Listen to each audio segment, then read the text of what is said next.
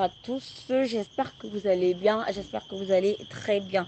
Je suis Maria Solo, consultante RH, et vous le savez déjà, on n'aborde que des thématiques qui ont trait à la gestion des ressources humaines.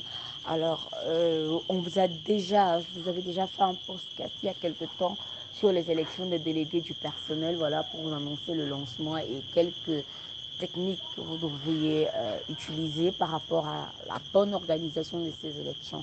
Alors aujourd'hui, c'est pour un peu nous préparer aux élections proprement dites. Vous le savez déjà, la campagne prend fin le 31 octobre à minuit.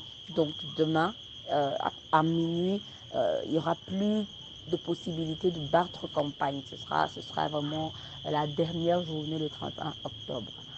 Cela étant, les élections ont lieu le 1er novembre. Quelques conseils pratiques par rapport à ça. Préparez dès aujourd'hui les isoloirs. Ayez vos isoloirs. Si vous n'avez pas de moyen d'avoir voilà, des grandes isoloirs ou alors des grandes urnes, c'est même ça le terme, préparez vos urnes, préparez vos isoloirs.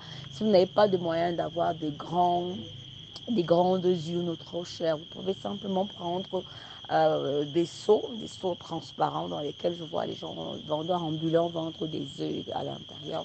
Vous avez simplement des seaux blancs, voilà, transparents, dans lesquels qui pourront vous servir d'urne. Vous pouvez, avec, je sais pas, des tissus, un simple morceau de tissu, barrer une partie de la salle, d'une salle que vous avez choisie dans votre entreprise et faire de ça voilà, un isoloir. Préparer déjà euh, euh, les, les, les formats sur lesquels les personnes vont voter. Si vous avez eu des listes bleues, des listes rouges, des listes vertes, rassurez-vous que vous avez effectivement des papiers verts, des papiers bleus, des papiers, etc. Prévoyez des enveloppes. Et c'est l'occasion de vous dire, faites-vous accompagner par l'équipe logistique en place. Il y a forcément, s'il y a une équipe logistique dans votre entreprise, demandez leur support. Si on n'a pas, bah, faites-le vous-même, mais prévoyez déjà des urnes. Il y aura forcément des inspecteurs de travail qui viendront superviser les élections dans votre entreprise.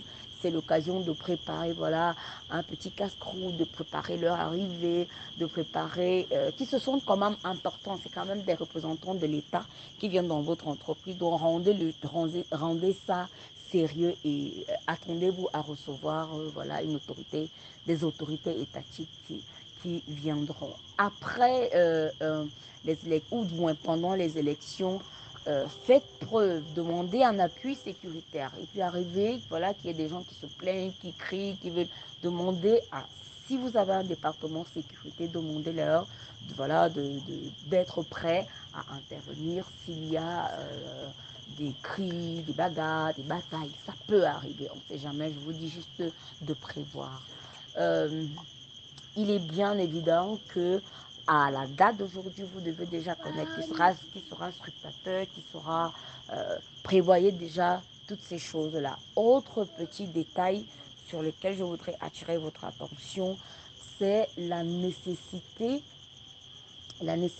pour vous de calmer le jeu après les élections. Quand les élections sont terminées et que les vainqueurs sont connus, appelez tout le monde et dites-leur que le travail continue normalement.